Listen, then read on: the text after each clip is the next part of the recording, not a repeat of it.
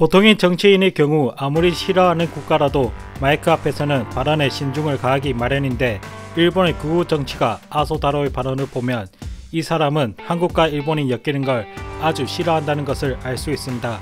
마이크 앞에서도 이런 강한 발언을 할 정도로 한국을 싫어하는 아소다로지만 그의 이력을 보면 특이한 게 있습니다.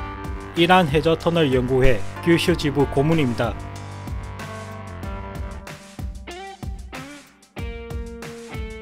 기원전 150년경부터 기원 후 1450년경까지 동서양을 잇는 주요 무역 경로가 있었습니다.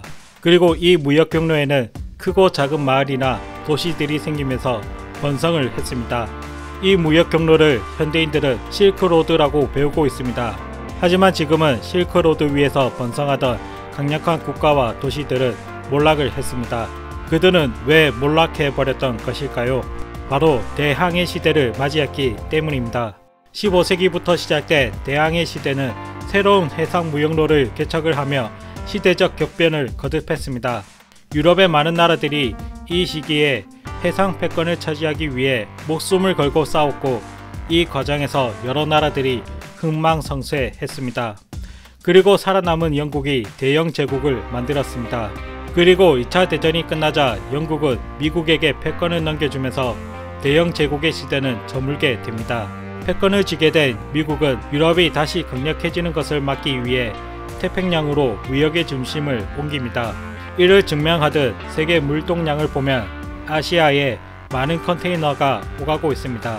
그래서 아시아 국가들이 성장을 한 것이죠. 그런데 여기서 중국이 미국의 패권에 도전하면서 1대1로 프로젝트를 진행하게 됩니다. 이 말은 중국이 새로운 무역 경로를 구축해서 미국의 패권을 뺏겠다는 것이죠. 그렇다면 미국은 얼씨구 좋다 하면서 가만히 있을까요? 미군 주둔지 그리고 분쟁 지역을 살펴보면 1대1로와 겹치는 것을 볼 수 있습니다. 1대1로는 말 그대로 절대 현실이 될 수 없는 중국몽일 뿐입니다. 반면 미국은 미 대륙과 유라시아 대륙을 연결하는 베링 해협 프로젝트를 진행하고 있습니다.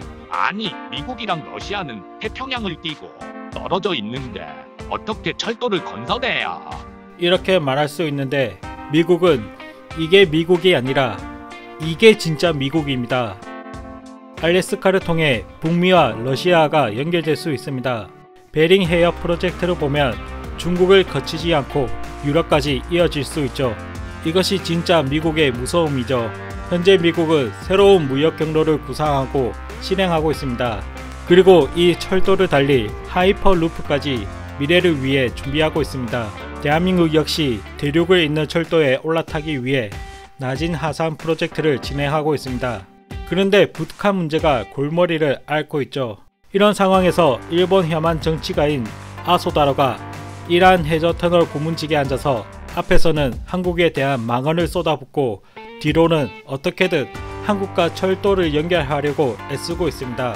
이 거대한 철도의 종점은 대한민국 부산이 되어야지 절대 일본이 되어서는 안됩니다. 한중일 물동량의 집중지가 부산이 되어야지 부산이 살고 대한민국이 큰 이득을 볼 수 있습니다. 이제 대한민국은 친중 정치인, 친중 세력들을 몰아내고 반중 친미를 해야 될 때입니다. 그리고 이 거대한 변화에 일본이 이득을 보지 못하게 친일 세력까지 견제해야 될 때입니다.